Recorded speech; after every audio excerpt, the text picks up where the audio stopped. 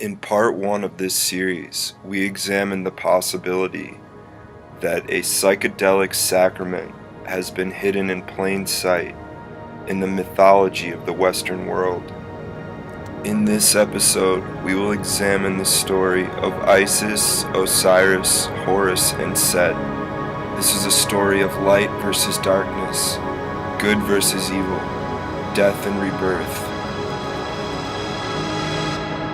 The earliest reference to the concept of the Tree of Life is to be found in the philosophy of the ancient Egyptians. In the Osiris legend, Osiris was induced by his wicked brother Set to lie down in a coffer under the pretext of a game. Set shut the lid on the coffin and tossed it into the Nile River.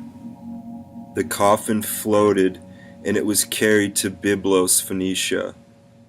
A tree grew rapidly and soon encased the chest holding the body of Osiris.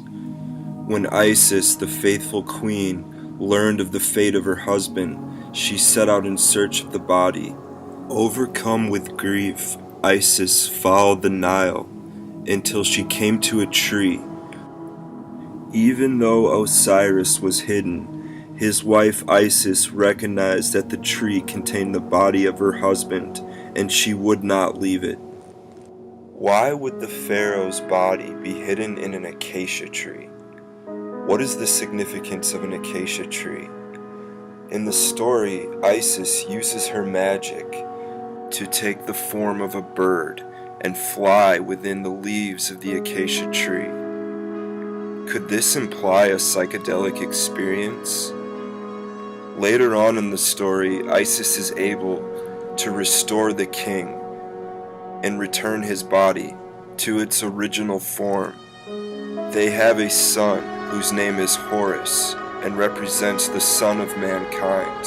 One of the most famous symbols in all of ancient Egypt is the eye of Horus, which many people are aware represents the pineal gland, or third eye, that Descartes theorized was the seat of the soul.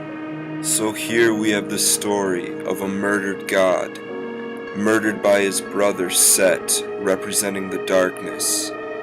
His queen is able to restore his body through a magical ceremony involving a DMT-containing plant. They give birth to a son who is represented in the symbology as the third eye or pineal gland. Is this story suggesting that in order to restore light to the darkness, we must undergo a death and rebirth, and a giving to birth of new life in the form of an awakened third eye? Has this secret been part of an inner tradition or mystery school? Maybe. In Matthew, Jesus said, "The light of the body is the eye. If therefore thine eye be single, thy whole body shall be full of light." Maybe this is true.